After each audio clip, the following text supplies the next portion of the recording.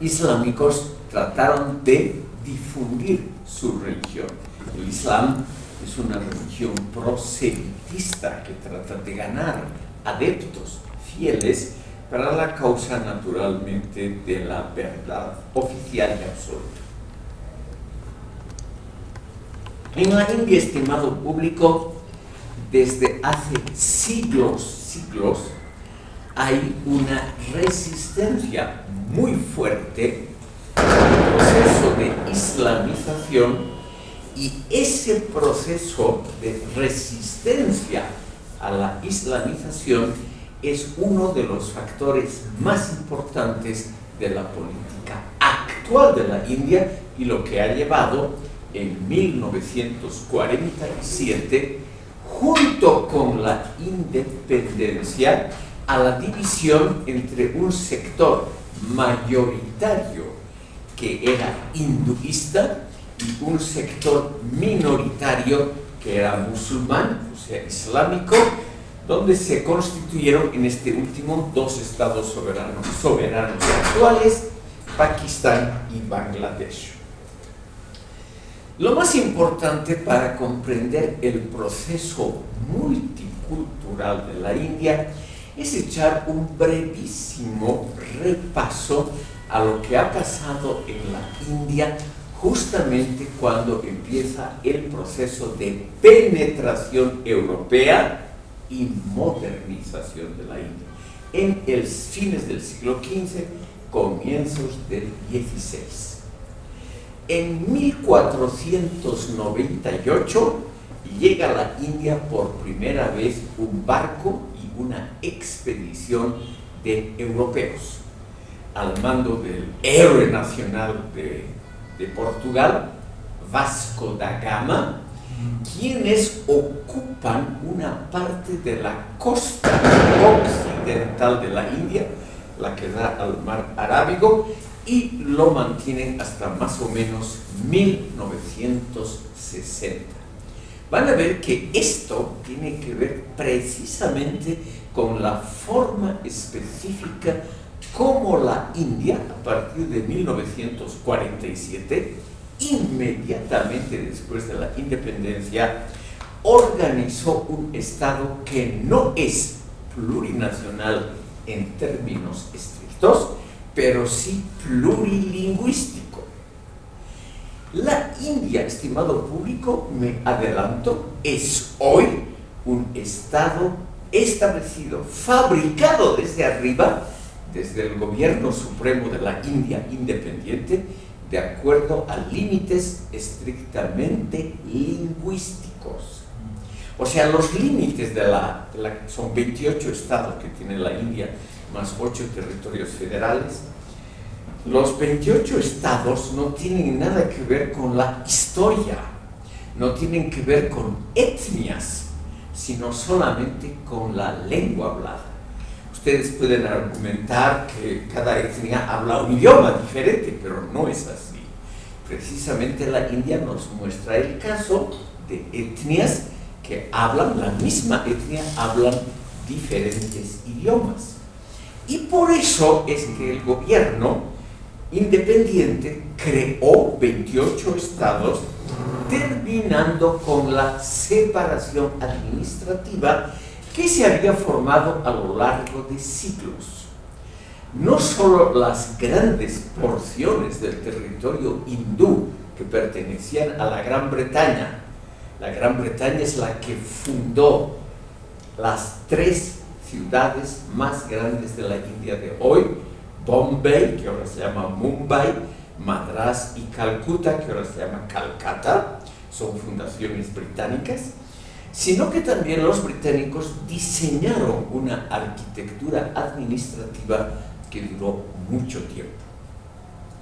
Esa arquitectura administrativa de un plumazo fue decidida desde arriba a partir de 1947 y nunca se le preguntó a la población involucrada si querían o no pertenecer al nuevo Estado federal, si querían pertenecer a otro. Nunca se les preguntó. fue una decisión gubernamental de arriba. Y esa división tiene que ver curiosamente con la historia colonial de la India, que aquí en muy breves datos he puesto en la pizarra. Los portugueses fueron los primeros que llegaron y además los que han dejado una impronta relativamente fuerte. En la costa occidental de la India hasta hoy hay comunidades católicas muy fuertes y hay un estado federal y un territorio federal cuyo idioma es el portugués. Sí, estimado público, aquí viene lo más curioso, que uno de los estados de la India, que se llama Goa, el idioma oficial es el portugués, que el gobierno naturalmente trata de desplazarlo, reavivando un dialecto regional. Es lo que hacen todos los gobiernos nacionalistas en el mundo, y yo creo que van a tener éxito porque el portugués no tiene ningún prestigio internacional en el Asia.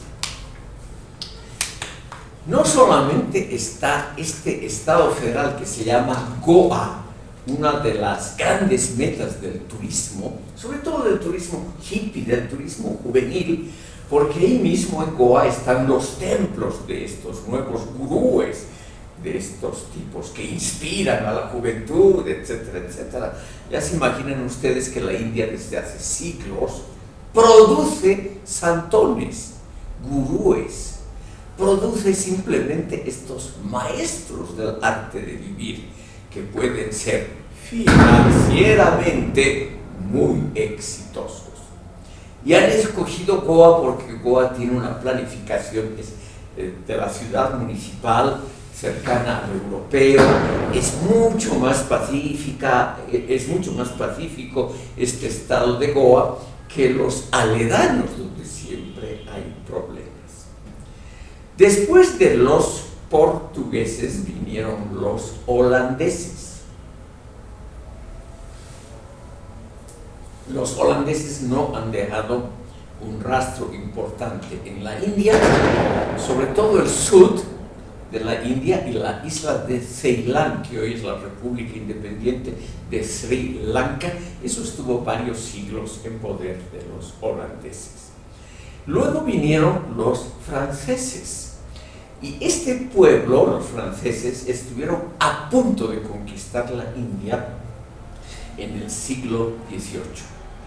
Esto tiene que ver, estimado público, con las guerras coloniales a escala global, es decir, mundial, que ya tuvieron lugar en el siglo XVIII. En el siglo XVIII, por ejemplo, en América del Norte, vamos a ver eso porque hoy también vamos a tratar muy brevemente el Canadá, se establecieron colonias francesas. Y los franceses trataron de expandir estas colonias tanto en América del Norte como en el África y en la India.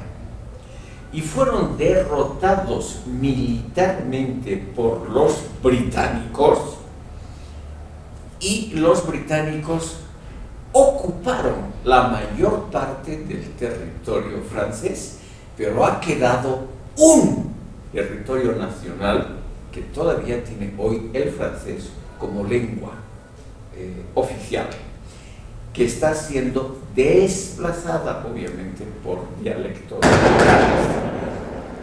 Entonces, la India, estimado público, se compone hoy de 28 estados y 8 territorios nacionales. Ahora voy a explicar la diferencia entre ambas categorías.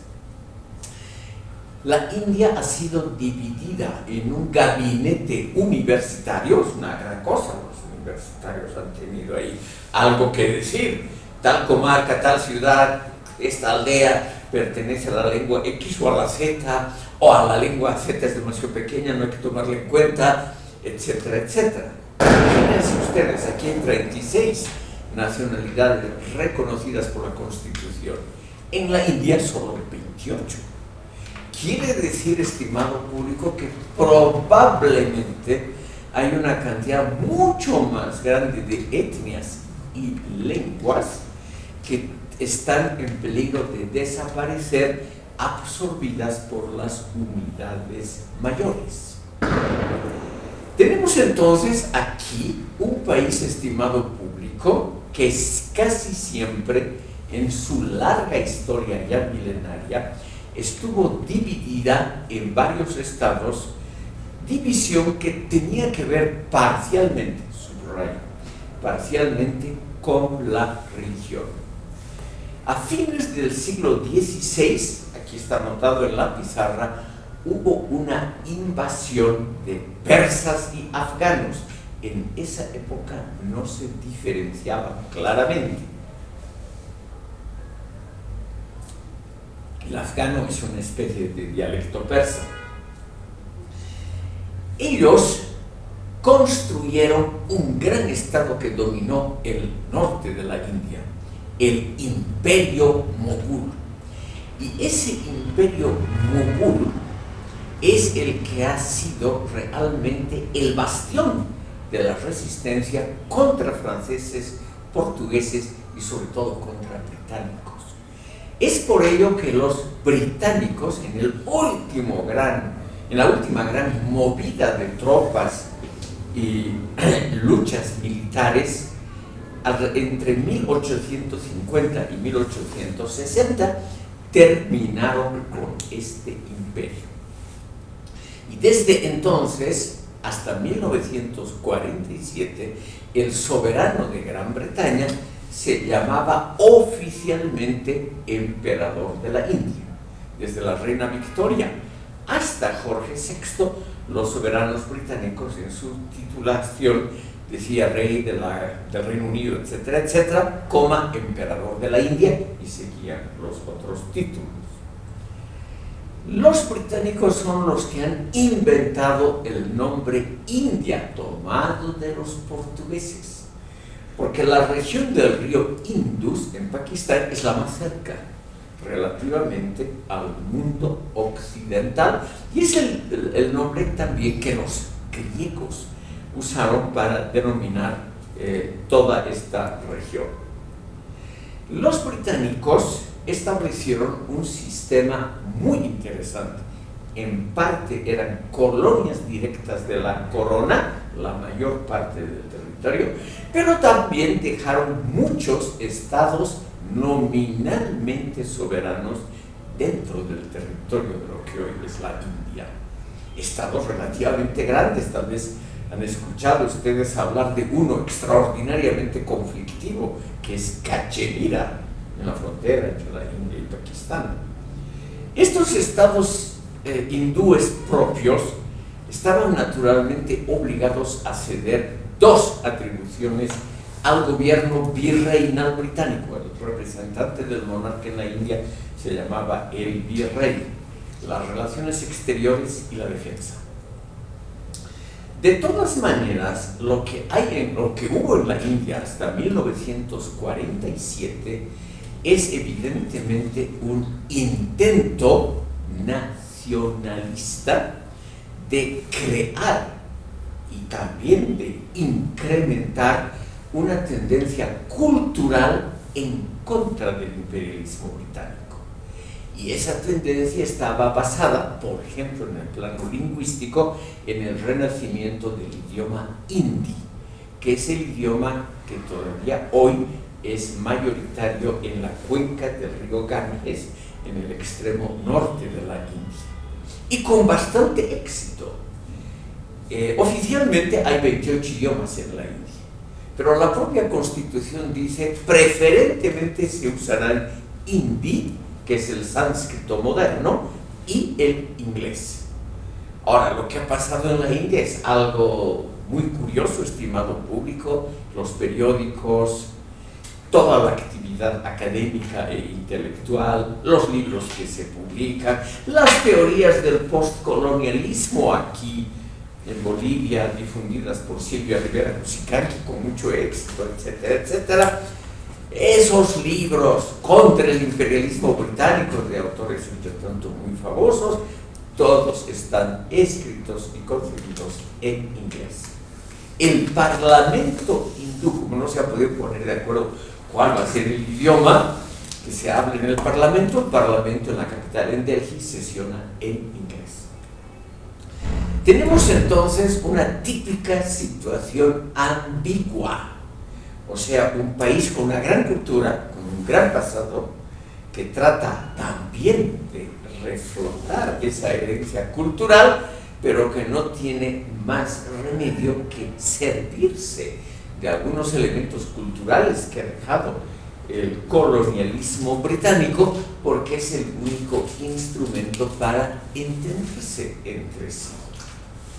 Sobre todo los estados del centro y del sur de la India se oponen a ese intento del norte, donde está la capital Delhi, se oponen a ese intento de indianizar, en el sentido de convertir el hindi en el idioma único de la India. Esos esfuerzos han dado, digamos, resultados muy modestos hasta ahora. ¿Qué tiene que ver esto con el plurinacionalismo, estimado público? Según todo lo que he podido ver sobre este país, el plurinacionalismo no existe en la India. El gobierno independiente, a partir de 1947, ha tenido una política muy exitosa de limitar las autonomías regionales y, entre otras cosas, convertir a la enorme India, a los 1.430 millones, prácticamente en ciudadanos que aceptan la ideología de los del norte. La población del norte de la India son los descendientes de una de las invasiones, una invasión de gente de origen indoeuropeo que hablaba sánscrito, el idioma sagrado de la India, que está emparentado con idiomas europeos.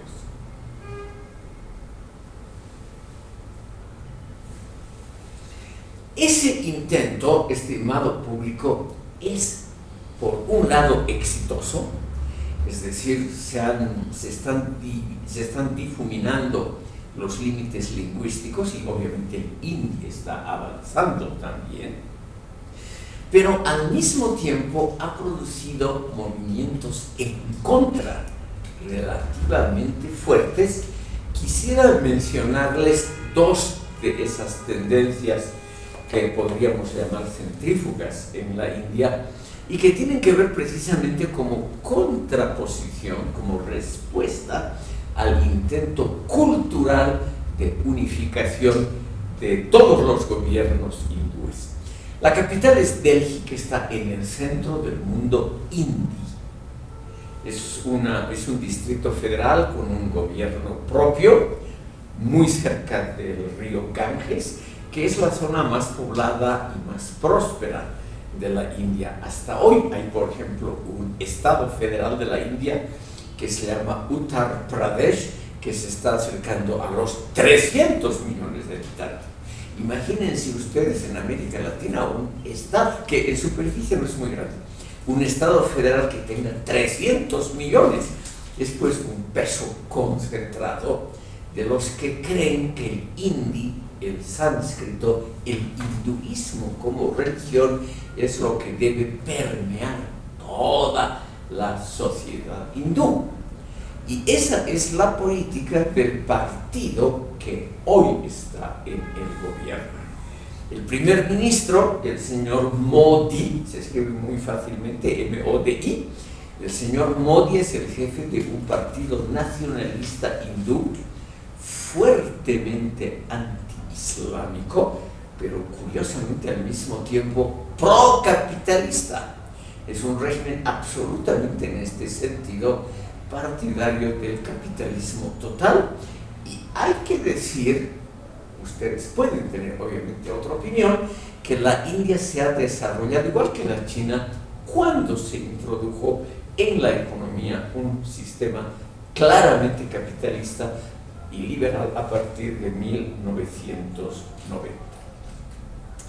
Lo que quiero aquí mencionar, estimado público, son dos cosas. En primer lugar, que esos intentos de unificar un país bajo el lema de que es una construcción antiimperialista y anticolonial, que eso puede tener algún éxito, pero rara vez es un éxito total. O sea, evidentemente el gobierno hace todo en la India, todo lo posible por difundir el hindi, pero al mismo tiempo una gran parte de las actividades, las comerciales, económicas y las académico-universitarias, ocurren en el idioma del odiado invasor, del conquistador, del colonizador, que igual que aquí, a él se le atribuyen todos los defectos y lados negativos que pueda tener ese país. En eso es muy similar a América Latina. Es decir, todas las maldades que ocurren, etcétera, etcétera, es obviamente obra del colonialismo.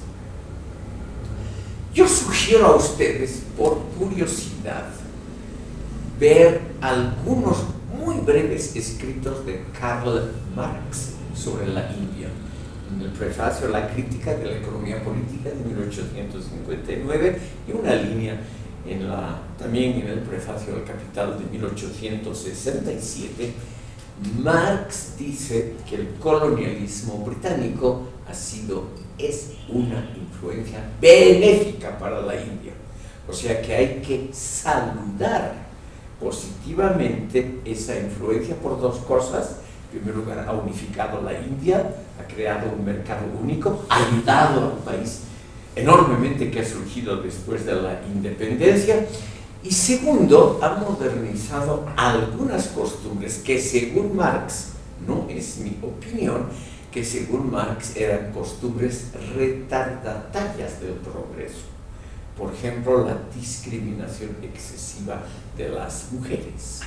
Según la religión hindú, hasta que llegaron los británicos, cuando una mujer enviudaba, o varias enviudaban, porque la poligamia estaba permitida, esas mujeres tenían que ser quemadas vivas en la pira funeraria donde se quemaba el cadáver del marido muerto. Lo cual me imagino que a algunas de las viudas no les ha debido gustar. Otras tal vez estaban encantadas de arder junto al amado marido y así alcanzar la salvación eterna. Pero como siempre hay disidentes y opiniones raras, tal vez algunas se han opuesto o no les ha gustado esa costumbre de arder junto al marido por fidelidad a la religión y a la familia. Entonces, según Marx, lo que ha hecho la colonia británica es crear un país unitario, una moneda unitaria, un sistema de ferrocarriles que todavía hoy es la segunda red más extensa del mundo y en pleno uso es el medio de transporte más usado hoy en la India.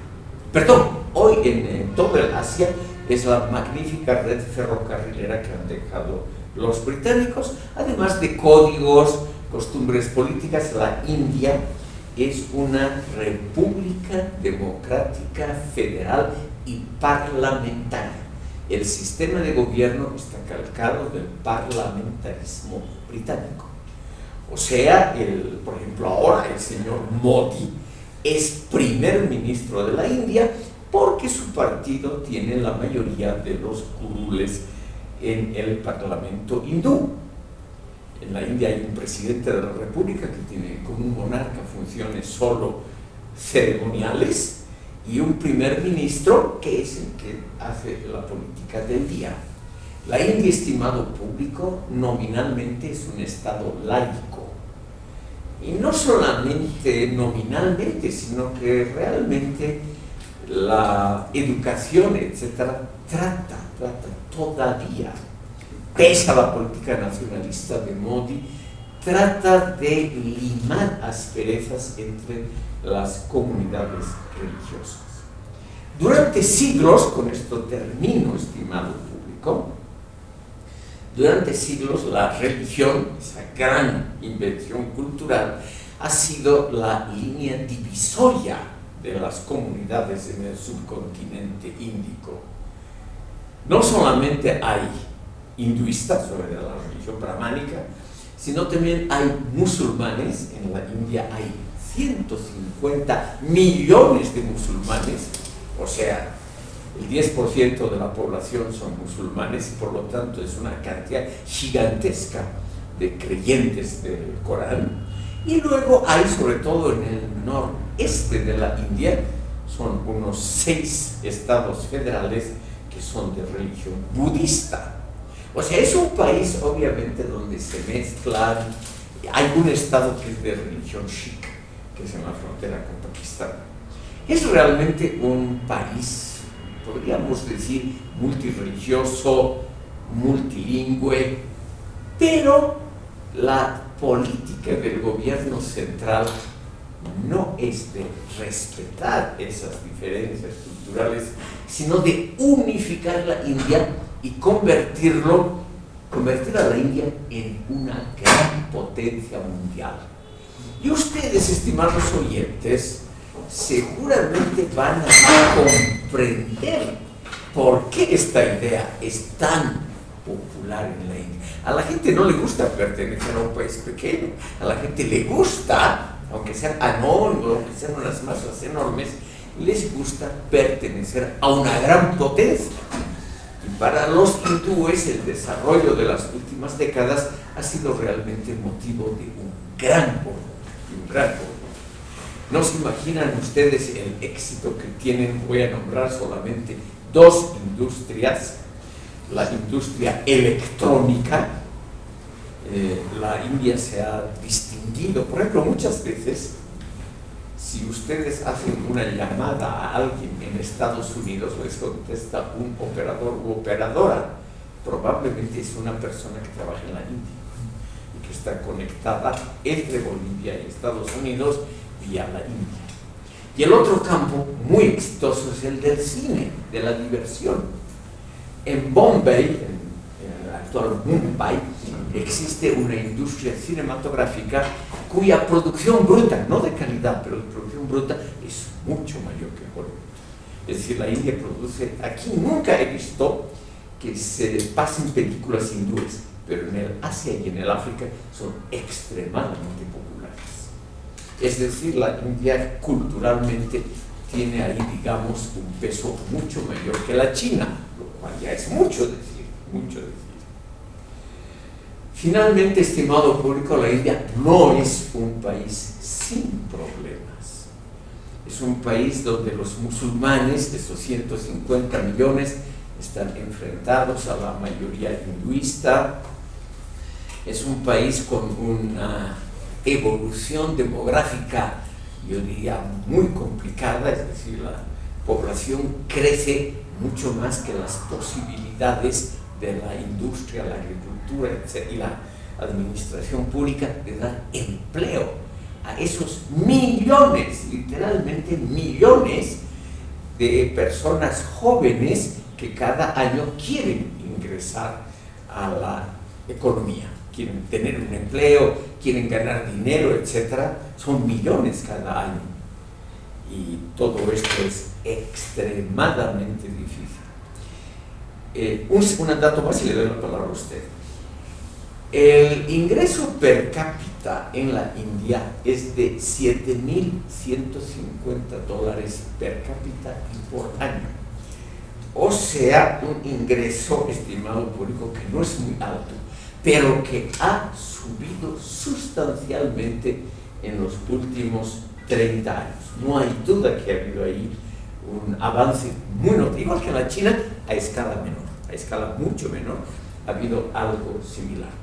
Escucharemos ahora, si no me equivoco, Gonzalo Ramos. Sí, sobre la economía, hace rato dijo que ya está por igualar o superar a la China, ¿no? La población está en estos días por superar a la China. Pero de la economía, sabiendo que en China hay grandes empresas, pero están controladas, ¿no?, por el Estado. generalmente. Y en la India sí he visto algunos documentales que sí trabajan, digamos, independientemente, digamos así. Sí. ¿Y eso el Estado concentra o directamente cada Estado, digamos, se preocupa, digamos, para exportar? Cada empresa se preocupa por exportar. El gobierno no ejerce ninguna tuición económica como en la China. No ejerce. Es un país bajo este partido del señor Modi, porque ya no es el primer periodo, hace 30 años que están en el gobierno. El partido se llama Janata Bharataya, es el partido de los de abajo, curiosamente, y ese partido es el que ha fomentado una liberalización completa de la economía hindú con, digamos, suavemente, con un cierto éxito. El Estado no ayuda, como en la China, a las empresas, no las guía, pero tampoco las perjudica. Tiene una tasa de impuestos muy baja, lo que atrae a inversores extranjeros. Ahora, eso puede variar de estado en estado. Tal vez como curiosidad, estimado público, entre los 28 estados que tiene la India, el que está más al sur, en la punta que forma la India, es el estado de Kerala.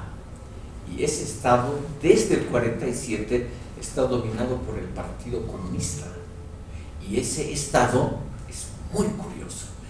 Naturalmente tiene que seguir algunos lineamientos del Estado central, por ejemplo, permitir la libre empresa. Pero es un Estado que regula suavemente a las empresas, pero lo más interesante son las prestaciones sociales. Es el Estado con menos analfabetismo, con menos problemas de salud, con mayor cantidad de viviendas más o menos aceptables para la población, y es el estado que tiene la mejor agricultura de la India. Es un estado pequeñito en el extremo sur de la India. El otro problema, perdón, un segundo más, estimado público, es que no se ha podido lograr una especie de convivencia pacífica entre las religiones. Hace pocos años los hinduistas, por ejemplo, se apoderaron de una famosa mezquita musulmana y, según ellos, la reconvirtieron en lo que era antes, un templo hinduista. Y los budistas, que aquí tienen fama de pacíficos, amantes de los animalitos y de las plantas, en el extremo noreste de la India hay 2 o 3 movimientos guerrilleros separatistas que actúan con extrema crueldad y son budistas. Es decir, hay en el fondo de todo, como es nuestro pequeño mundo. Señor Sanam. Tengo el estereotipo de que la India es una sociedad dividida muy rígidamente en castas. ¿Cómo ha afectado esto o cómo ha sido esto afectado, no sé, la relación con la liberalización económica que ha ocurrido? Si por ejemplo, la rigidez social ha impedido la liberalización, ha tenido algún problema, ha generado algún problema económico, o más bien al contrario, la liberalización ha hecho posible que haya más movilidad social quizás en la India. ¿Hay alguna relación? El señor Sanabria, le vamos a poner doble cruz, ha mencionado el principal problema de la India actual. Estimado público, es un fenómeno sociológico, politológico y filosófico, histórico-filosófico, muy, muy interesante lo que está indicando el señor Sanabria. Un país que es oficialmente laico como la India, o sea que no favorece a ninguna religión en particular, este país que trata de modernizarse a marchas forzadas, este país que además es nacionalista, independentista, etc., en el plano de la vida real, que es lo que usted menciona, en la vida real se ha conservado un durísimo sistema de castas. Y ese sistema de castas, le contesto puntualmente, impide un desarrollo mayor de la India. Sin el sistema de castas, dicen algunos estudiosos, la India ya habría alcanzado el nivel de la China, por la siguiente razón. En las castas inferiores del sistema religioso social de la India, y sobre todo, creo que son 200 millones de los parias, los que están fuera del sistema de castas, o los que están más abajo de la cuarta casta, esos hasta hoy 200 millones siguen viviendo en una pobreza extrema.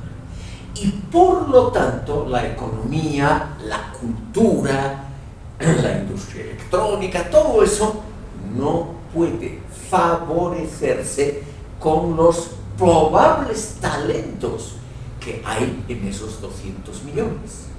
Imagínese, señor Sanabria, 200 millones de personas evitados por los otros 1.200 millones de la India, evitados, odiados, discriminados, etc. Obviamente es gente, en su mayoría, salvo excepciones, que no puede ir a la universidad, que no hace carrera política. No hay ningún político importante que sea paria, absolutamente ninguno. Es obviamente un sistema, el de castas, que impide que las castas inferiores y los parias, los intocables, los desclasados, impide que entren a la vida económica y a la social y política. Y por lo tanto, es como arrastrar un pesado fardo, es como arrastrar a 200 millones que no producen prácticamente nada y que viven de la caridad. Obviamente ya pueden ustedes imaginarse de robos, o sea, la criminalidad está en gran parte justamente en estos pobres desclasados.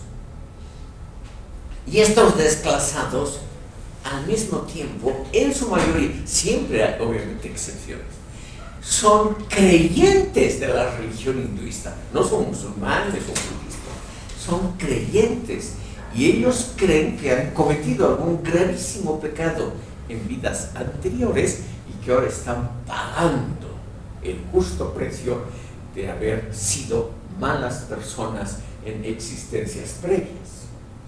Entonces, ven ustedes cómo este aspecto realmente está lastrándose, es una carga para el desarrollo de la India. Muy buena pregunta, señor Sanabria. Es realmente es el problema actual de la India, la existencia de esa enorme población de parias, intocables, desclasados. ¿Por qué se llaman intocables? Porque si un brahman, que es la casta superior, o los otros, tocan a los intocables, se contagian de la situación de ellos, o se tienen que evitar todo contacto con 200 millones de habitantes, sobre todo en el norte de la India, claro. Esa pobre gente se dedica a las labores más duras, la minería. La India es un país minero muy exitoso, con salarios bajísimos, completamente. En la India también hay un sueldo mínimo que nadie respeta. Y estos pobres intocables trabajan en la minería, en las labores más duras de la agricultura, en el lavado de letrinas y baños, etcétera, etcétera. Lo más sucio que hay, estimado público, ahí están los intocables. Estimado público, como ven ustedes, es un país muy complicado y es un país donde elementos religiosos, lingüísticos, etcétera, son tan importantes como las nacionalidades, como las 28 nacionalidades. Y por lo tanto, decir que es un país plurinacional simplemente es inexacto. Señora, por favor. Soy Karen, Karen Quispe. Aquí la anotamos. Karen, al final con N o M. Con N. M de mamá. N de no. N. Karen Quispe, señora Quispe, adelante. Ya, bueno, quería comentar respecto a este tema de que si se mantiene estas castas, la inferior, Sí. no hay un pensador, no hay un liberador, no hay alguien que diga nosotros podemos, no sé, liberarnos querer más, entrar a la economía, cambiar la situación en la que están, o simplemente por estos aspectos religiosos y lingüísticos toda la vida van a estar encerrados en esa casta. La pregunta es que no va a haber liberación para ellos, no va a haber ese pensador, esa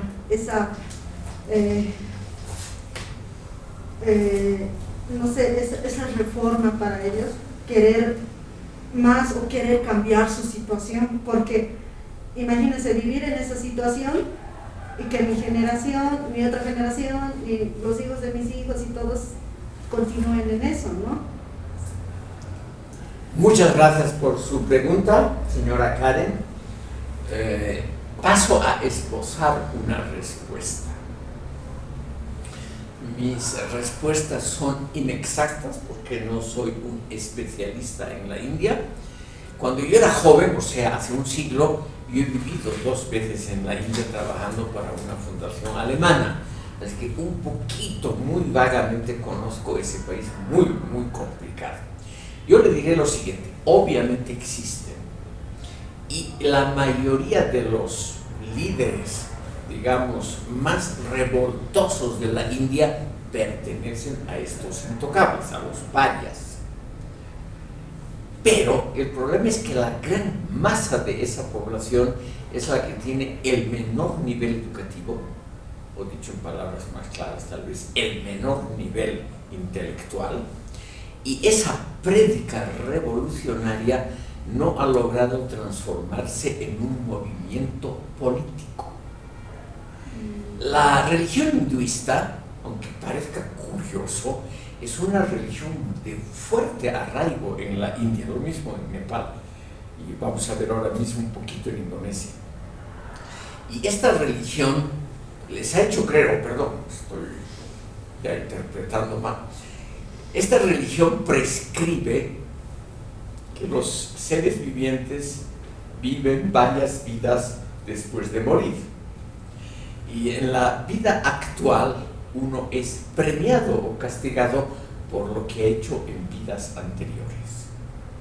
Como durante 4000 años prácticamente se les ha enseñado, se ha transmitido de padres a hijos la idea de que uno purga los pecados de las vidas anteriores, entonces todavía hoy una mayoría de los intocables son pacíficos, no se rebelan, agradecen a Brahma y a todos los dioses si tienen que comer el día, etcétera, etcétera. Señora Karen, no es una población como la boliviana, es una población muy pasiva en toda la India, es decir, solamente se enfurecen por cuestiones estrictamente religiosas.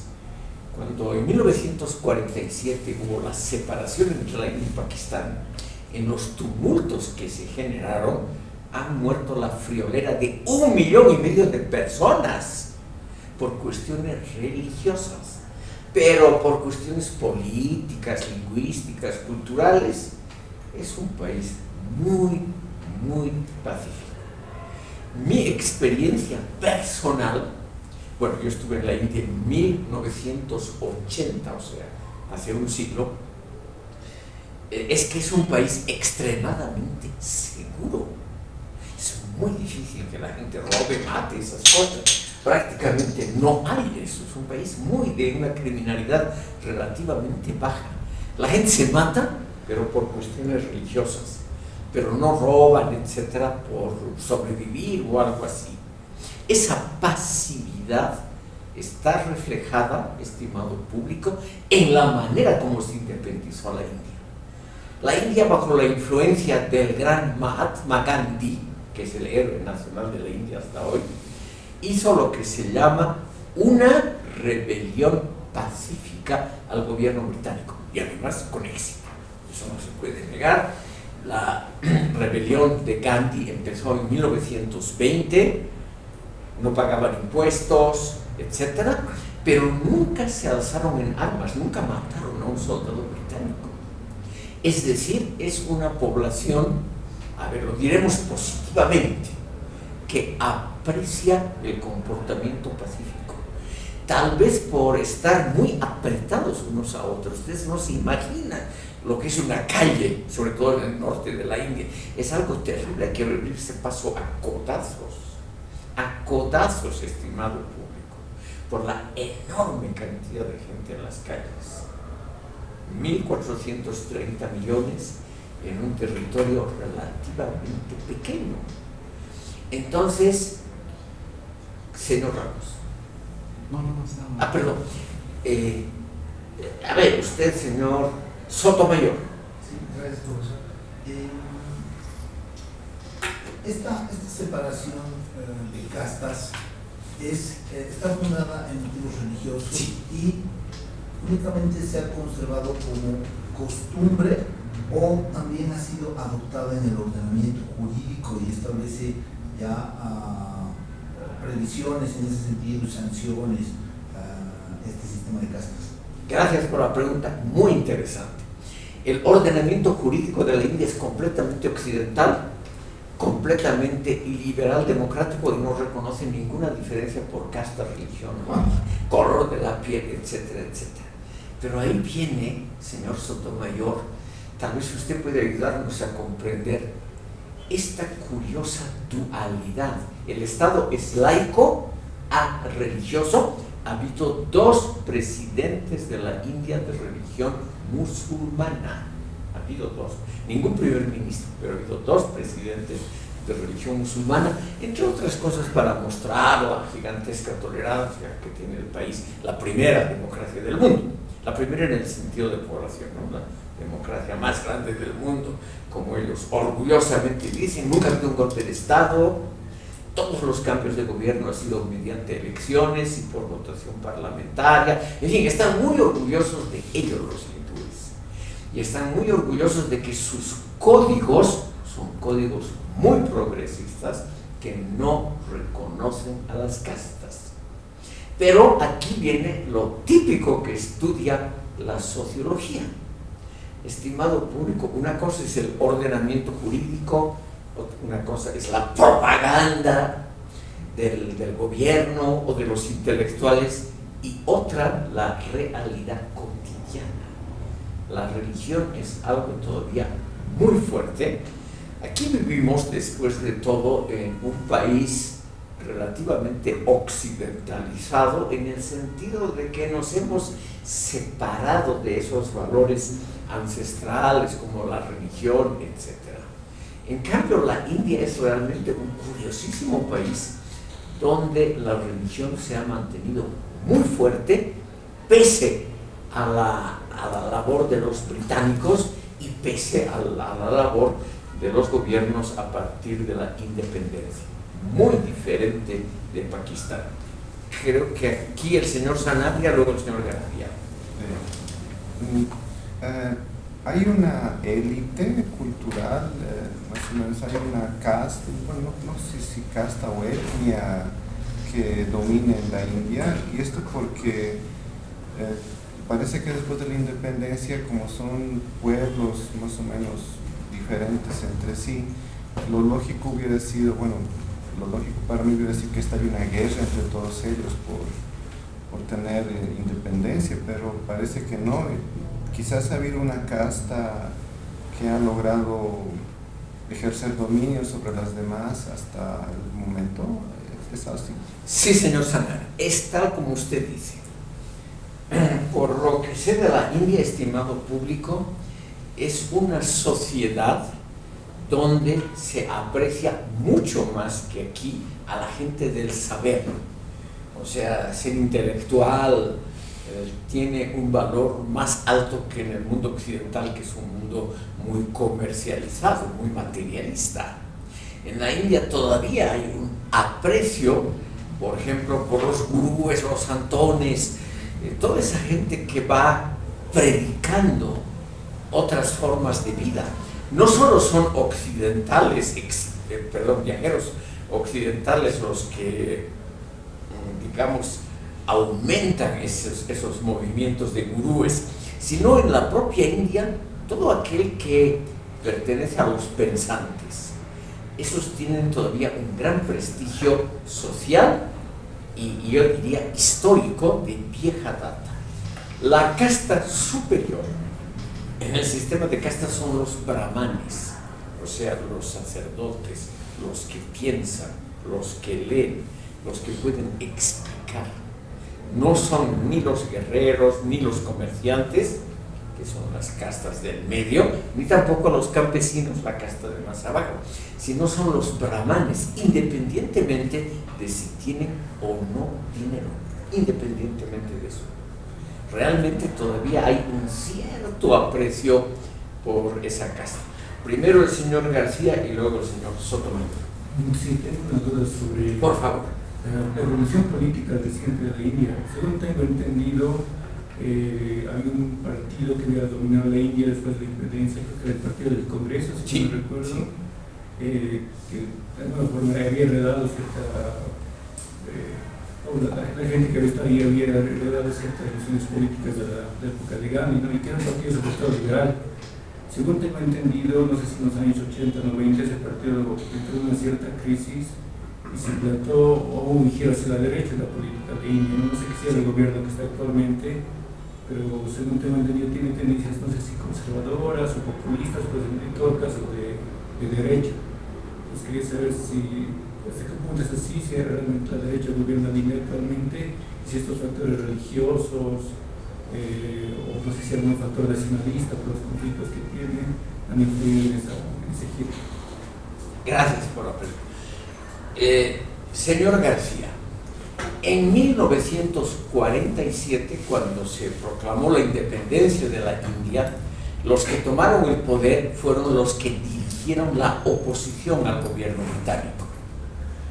Mahatma Gandhi, el gran inspirador, no tuvo un puesto político, pero él era el jefe de lo que usted ha mencionado, el Partido del Congreso, que monopolizó la dirección política de la India hasta más o menos 1985-87. Ha habido también breves periodos donde el Partido del Congreso ha vuelto a gobernar la India, como usted lo ha dicho, cada vez más a la derecha. Ese Partido del Congreso no era liberal de origen, estaba afiliado a la Socialdemocracia Internacional. Era armoniza que quería en forma pacífica podríamos llamar la armonía entre clases sociales, similar a lo que el MNR aquí quiso ser interclasista a partir del 52. Esa idea del interclasismo ha sido uno de los fundamentos de este Partido del Congreso, que ha sido un partido muy poderoso, hasta que murió el primer ministro, el famoso Nehru, junto con Gandhi, las dos grandes figuras de la independencia. Después, la hija de Nehru, que se había casado con un señor de apellido Gandhi, que no era nada pariente, ni era el Mahatma Gandhi, pero la familia ha dejado todo eso en la oscuridad porque siempre hay millones de ingenuos. Entonces la gente cree que la señora Indira Gandhi, que fue varias veces primera ministra, que era la hija, la heredera del gran Mahatma Gandhi, lo cual obviamente no es verdad. La señora Gandhi cometió, creo yo, un terrible error. Ella creyó que podía gobernar a su antojo, que podía destituir a gobernadores provinciales, a los jefes de los diferentes estados y demás, y en un momento fue asesinada por su propia guardia pretoriana. Su propia guardia la asesinó. En el Asia es una cosa muy usual. En el momento en que la señora Gandhi murió, el Partido del Congreso disminuyó notablemente su importancia. Los hijos de la señora Gandhi no lograron estar a la altura de la madre y del abuelo. Hace pocos días, el jefe del partido, que se llama Rahul Gandhi, que es el nieto, es el hijo de la señora Gandhi y nieto de Nehru. Ese chico ha sido detenido y condenado fue una cosa inventada por el gobierno actual. Y el otro hijo de la señora Gandhi fue también asesinado. Es una familia trágica, esa familia. Y no se puede en este momento saber cuál es exactamente la posición del gobierno, del señor Modi, de su partido, que es un partido de derecha, evidentemente. Es nacionalista, pero liberal en economía. Totalmente liberal en el plano económico y autoritario en el plano político-cultural. Y lamentablemente, señor García, tenemos aquí un fenómeno muy interesante para la filosofía política. Esa combinación de autoritarismo político con liberalismo económico, que es similar a la China, similar a Vietnam y a muchos experimentos, esa combinación es muy popular, muy popular. Si alguno de ustedes, lo cual es probable, se va a dedicar a la política, yo les aconsejo que propaguen ese modelo. En la política, autoritarios, dogmáticos, y en la economía, absolutamente libres. Señor Sana. ¿Hay algún peso político de los líderes tribales o tal vez peso económico? ¿Tienen algún lugar? Supongo que hay líderes, no sé, tal vez religiosos, tribales. Sí, sí. En la India hay una enorme cantidad de etnias que han quedado afuera de esta división en 28 estados.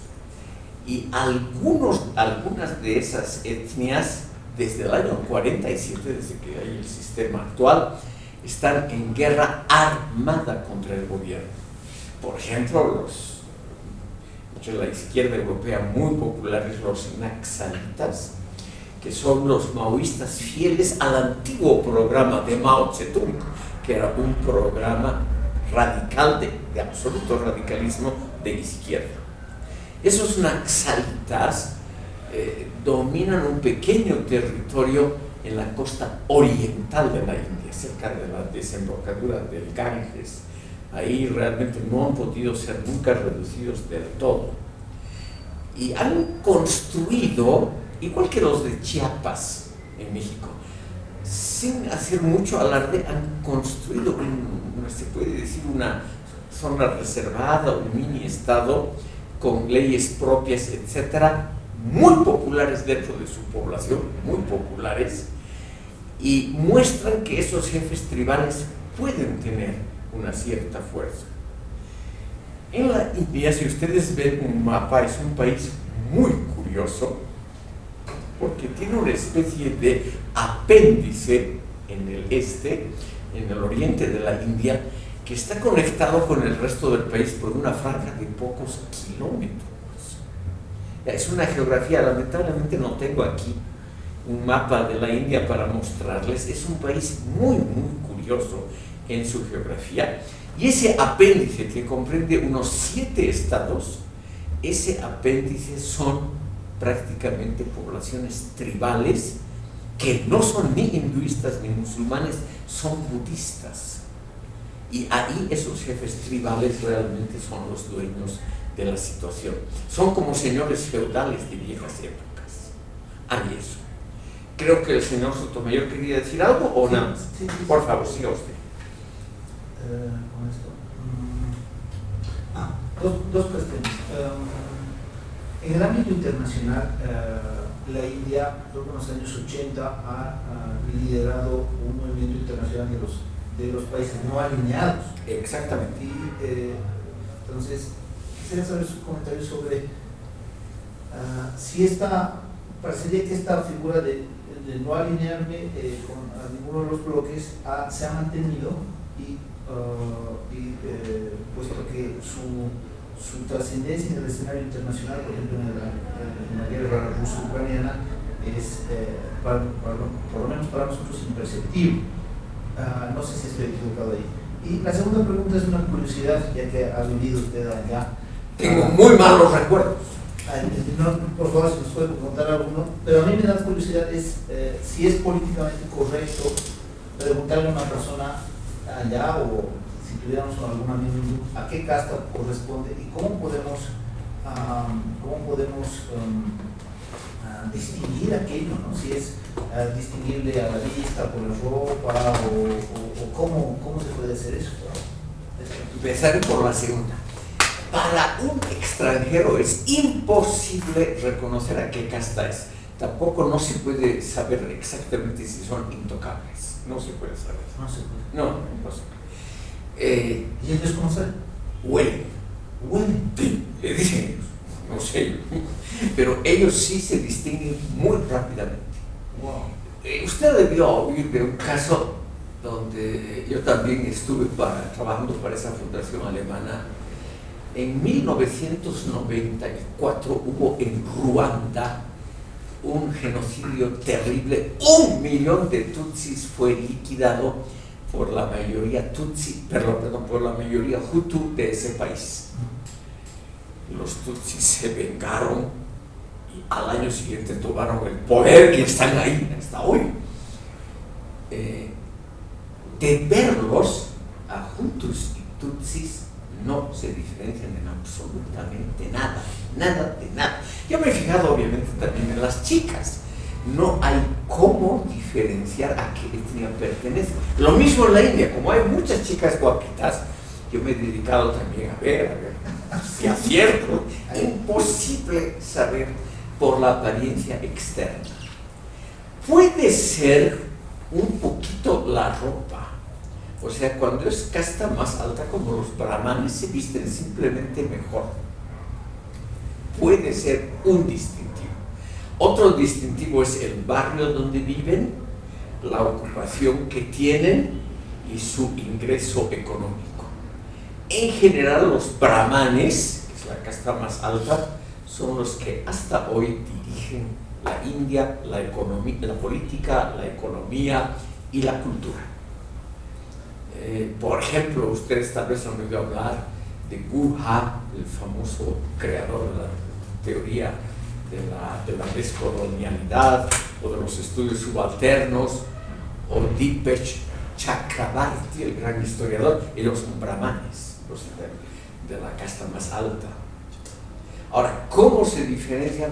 Nunca he logrado yo saber. A mí me han parecido todos, claro, desde una visión externa y relativamente pocos meses, me han parecido todos iguales. Pero seguramente me hubiera pasado lo mismo en la China o en el Tibet, no sé exactamente. Usted quería una anécdota negativa. Mi estimado, lo único que yo quiero decirle más bien es lo contrario, una anécdota positiva, para que vean ustedes, en primer lugar, la seguridad y el valor un poquito más alto que aquí, que tienen principios religiosos. La India, en 1980, cuando yo estuve durante la dictadura aquí de García Mesa, era un país muy barato para un extranjero. Todo era regalado, era baratísimo. Y con el pequeño sueldo que yo tuve, yo hice un ahorro bastante grande. Y entonces yo mismo me dije, tengo que ser generoso con este país. El día de la salida, cogí un billete del corte más alto, que eran en esa época 500 rupias. En ese momento unos $180 o algo así, 1980, ha cambiado muchísimos. Y dije al primer mendigo, porque hay muchísimos, que pase delante de la puerta del hotel, a él le voy a entregar este billete. Evidentemente al salir, inmediatamente vino un mendigo. Entonces yo con una inclinación de cabeza, como se acostumbra allí, la gente es muy ceremoniosa, le entregué el billete de 500 rupias. El hindú miró el billete, tal vez sabía leer, tal vez reconoció, esto ya no sé, lo miró por todo lado, largo rato, y me lo devolvió.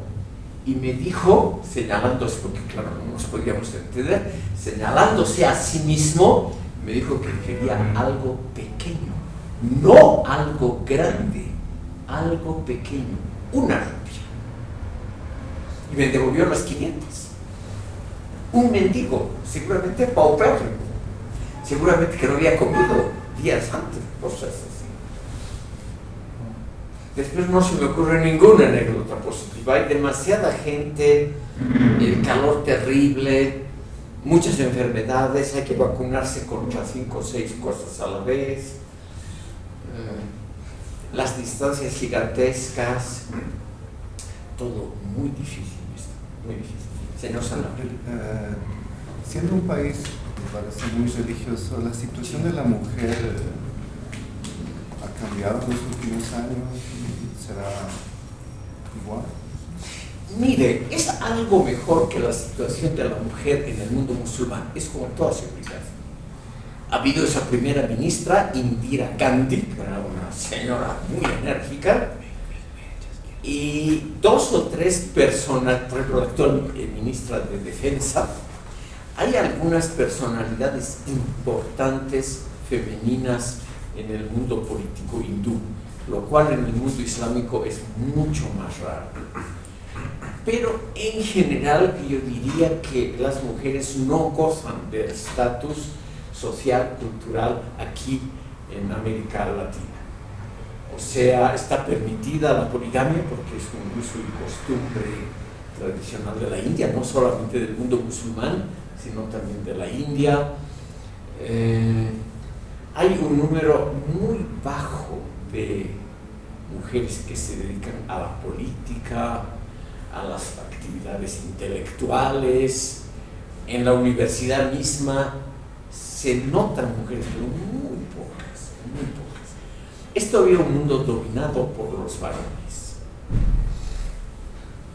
Estimado público, son las 7:30. Aquí haremos un pequeño descanso pedagógico.